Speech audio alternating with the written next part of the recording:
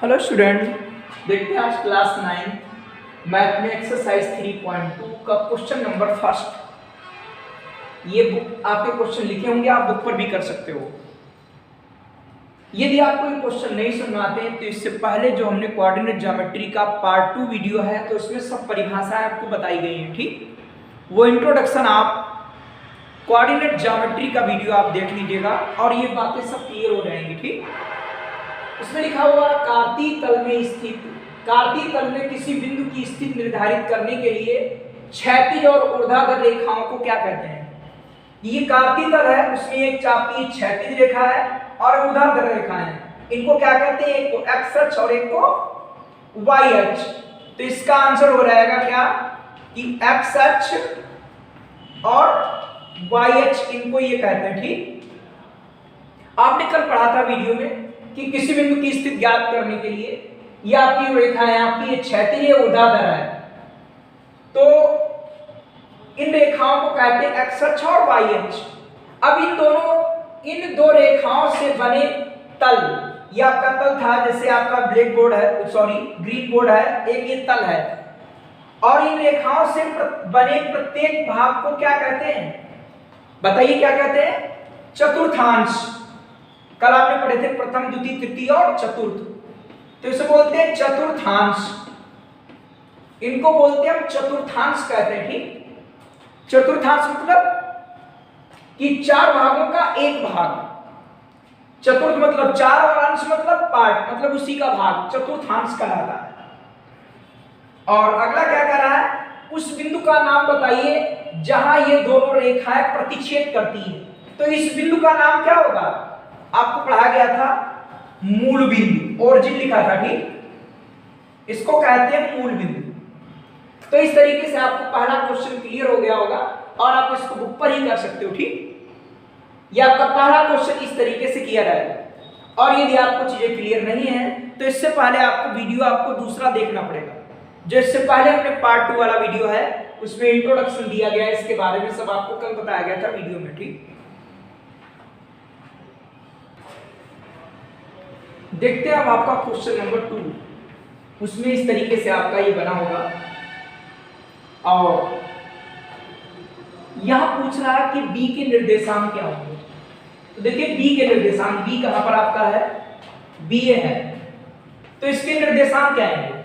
आप जानते हो एक्स कमा वाई, एक्स निर्देशांक वाई निर्देशांक। तो एक्स ये आपका एक्स डैश है, ये एक्स अक्ष था, ये आपका वाई अक्ष है, तो ये वाई है, तो ये वाई है, तो ये वाई डैश हो गया। ठीक, तो देखेंगे एक्स वाले के निर्देशांक कितने इस पर हैं? वो लोग -5, ये एक्स निर्देशांक हो गए। और वाई वाले कितने निर्देशांक? आपका 2, तो 2 हो गया। -5, 2, तो बी के निर्देशांक आएंगे -5, 2। अब देखते हैं करा सी के निर्देशांक क्या होंगे। सी के निर्देशांक, तो पहले एक्स निर्देशांक कितना है? 5, और वाई निर्देशांक कितना है? -5। जैसा हमने बनाया, आपकी बुक में अगर चेंज हो तो आप उस मेथड से करो। हो सकता हमने इधर उधर बिंदु लिख दिया हो। ध्यान रखिएगा कि किस तरीके से करना है। -3, 5 द्वारा पहचाना गया बिंदु, -3, x बराबर -3 और y बराबर आपका -5, तो इन दोनों से ऐसे खींचेंगे तो आपका बिंदु मिलेगा E। तो इसके द्वारा पहचाना गया बिंदु आपका हो जाएगा कौन? E। अब 2, -4 द्वारा पहचाना गया बिंदु, x आपका निर्देशांक है 2 और y वाला कितना? -4, तो ये मिलेगा G। इसके द्वारा पहचाना गया बिंदु आपका हो गया G। अब आप देखते हैं D का भुज, D कहां पर है? आपका D कहां पर है? ढूंढिए, D है, तो D के निर्देशांक देख लीजिए। x निर्देशांक को ही कहते हैं भुज, और ये आपकी हो गई कोटि। तो इसमें पूछ रहा भुज, तो भुज बराबर क्या आपका? 6। इसका जो भुज है वो 6 है। अब कह रहा h की कोटि बताओ, h क्या है? इसमें h देखेंगे कहां पर आपका दिया, ये इसके निर्देशांक निकाल लो। तो x निर्देशांक कितना? -5 और y निर्देशांक कितना? -3। तो ये होता है आपका भुज और ये क्या होती है? कोटि। तो इसकी कोटि क्या होगी?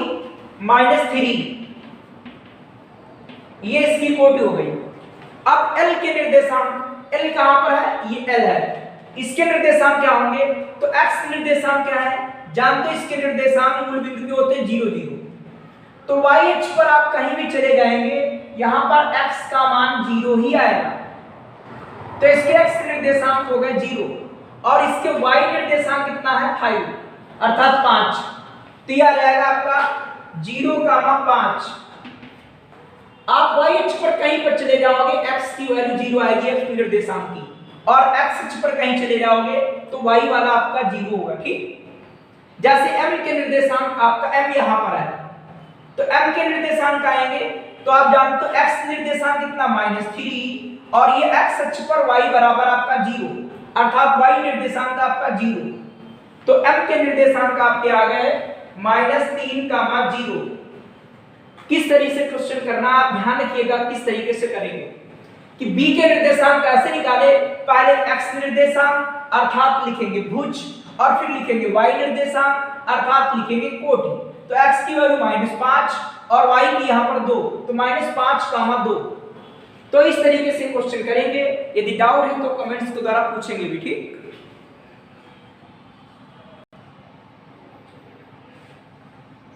क्वेश्चन नंबर आपका 3, ये आपका x अक्ष और y अक्ष के द्वारा बना हुआ होगा आपकी बुक में। निम्नलिखित प्रश्नों के उत्तर दीजिए, वह बिंदु जिसके निर्देशांक 3,1 है कौन सा है। 3,1 देखिए कौन सा है, तो ये x निर्देशांक आपका 3, ये 1, सबके पहले निर्देशांक लिख लीजिए। इसके निर्देशांक क्या है b के, तो x निर्देशांक आपका 1 और y निर्देशांक आपका 3, c के लिख लीजिए। x निर्देशांक का कितना आपका 5 और y निर्देशांक आपका 3, c हो गया। d लिखेंगे, x निर्देशांक आपका -3 और y निर्देशांक आपका 2, d हो गया। e लिखेंगे, x निर्देशांक आपका -2, y निर्देशांक आपका -3, e के बाद f लिखेंगे, x निर्देशांक आपका 4 और y निर्देशांक आपका -2, ये आपका f हो गया। तो देखिए वह बिंदु जिसके निर्देशांक 3,1 है वो कौन सा बिंदु है, a है, a। अब वह बिंदु जिसके निर्देशांक 1,3 है, 1,3 वाला कौन है, b। कह रहा क्या निर्देशांक 3,1 व 1,3 द्वारा निर्धारित बिंदु एक ही है, नहीं है, तो इसका आंसर लिखोगे नहीं, ये दोनों बिंदु भिन्न भिन्न है। ये a के निर्देशांक, ये b के निर्देशांक लिख सकते हो, नहीं, क्योंकि ये दोनों बिंदु भिन्न भिन्न है। c के निर्देशांक क्या है, c कहां पर है, c आपका ये दिया हुआ है और इसके निर्देशांक क्या आएंगे 5,3। d के निर्देशांक क्या होंगे, d के निर्देशांक अभी निकाले थे -3,2। देखेंगे इसमें आपका भुज क्या है और कोटि क्या है, x निर्देशांक क्या, y निर्देशांक क्या, ठीक। तो x निर्देशांक -3 और y निर्देशांक आपका 2। e के निर्देशांक क्या, e के निर्देशांक क्या है, e के निर्देशांक आएंगे क्या -2, -2 ये आपके e के निर्देशांक है, ठीक। और f के निर्देशांक क्या है, f के निर्देशांक आपके ये आपका 4 -2, ये आपके f के निर्देशांक है। और g के निर्देशांक ये पूछ रहा है तो क्यों है, देखिए क्योंकि इसमें आपकी भुज क्या है, क्योंकि भुज ऐसे लिख दोगे कि इसमें आपका भुज क्या है -5,0। आप इसके सामने लिखना भुज और कोटि, ऐसे लिखना भाई। भुज क्या है -5 की, तो यहां लिखेंगे क्यों है, ये लिखेंगे क्योंकि, ऊपर लिख देते हैं क्योंकि यहां पर दिखाई नहीं पड़ेगा।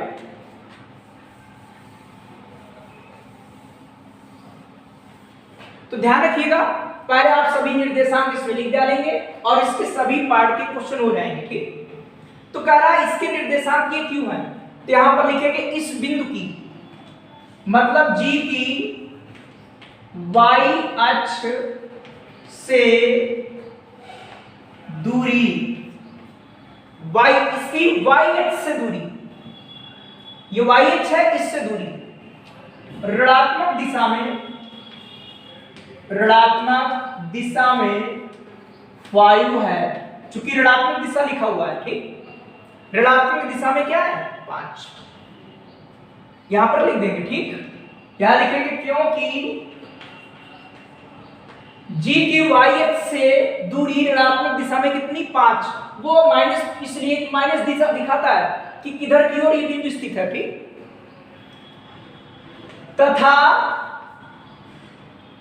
G x अक्ष पर स्थित है, G कहां है x अक्ष पर स्थित है, इसलिए इसकी जो कोटि है वो 0 है, इसलिए इसकी कोटि कितनी है 0 है। चूंकि x अक्ष पर स्थित है इसलिए कोट 0 है। अब कह रहा -5 क्यों है, क्योंकि y जो है, सॉरी g, जो आपका g है वो g की YH से ऋणात्मक दिशा में दूरी 5 है, ठीक। तो इसके नीचे लिख सकते हो कि भुज बराबर आपका -5 है और कोटि बराबर 0 क्यों है, क्योंकि g की YH से ऋणात्मक दिशा में दूरी आपकी 5 है। माइनस नहीं लिखेंगे क्योंकि वो दिखाता है ऋणात्मक दिशा, और तथा g x अक्ष पर स्थित है इसलिए इसकी कोटि 0 है, अर्थात g के निर्देशांक यहां पर लिखेंगे, अर्थात g के निर्देशांक कितने हैं -5, 0 है, ठीक।